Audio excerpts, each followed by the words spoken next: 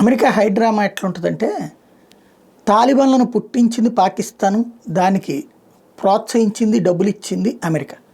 రష్యాను దెబ్బతీయడం కోసం పాకిస్తాన్ తాలిబాన్లని వాడి తాలిబాన్లకి ఆయుధ శిక్షణ ఇచ్చింది, పాకిస్తాన్ సైన్యమే ఇచ్చింది.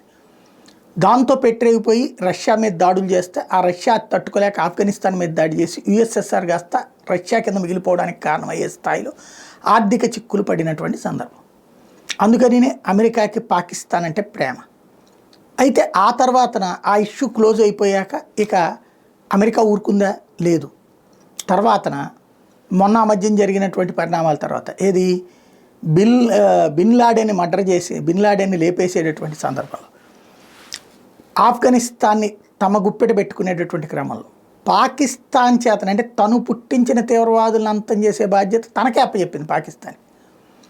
అందులో భాగంగా F-16 లాంటి యుద్ధ విమానాన్ని పాకిస్తాన్కి బహుమతిగా ఇచ్చింది, ఉచితంగా ఇచ్చి నువ్వు అక్కడ ఉన్నటువంటి వాళ్ళ మీద ఎవరైనా తీవ్రవాదం రెచ్చిపోతుంటే యాక్షన్ తీసుకుంది.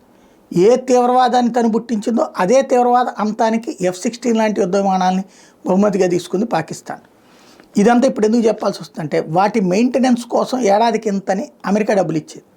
అది గత కొంతకాలంగా ఆపేశారు, బైడెన్ టైంలో ఆపేశారు. ఎందుకంటే FATF నిబంధనలు ఇవన్నిటి కారణంగా. అయితే ఇప్పుడు ఆ డబ్బులు ట్రంప్ వచ్చి మళ్ళీ పునరుద్ధరిస్తున్నాడు, అంటే పాకిస్తాన్కి బెనిఫిట్ చేస్తున్నాడు. అయితే ట్రంప్ ఏమంటాడంటే, ఆ డబ్బుల ద్వారా వాటిని మెయింటెనెన్స్ చేస్తారు, అందులో ఏది తప్పుదారిన పట్టిన ఏంటి అన్నది తేలుస్తాం, యాక్షన్ తీసుకుంటాం అంటాడు.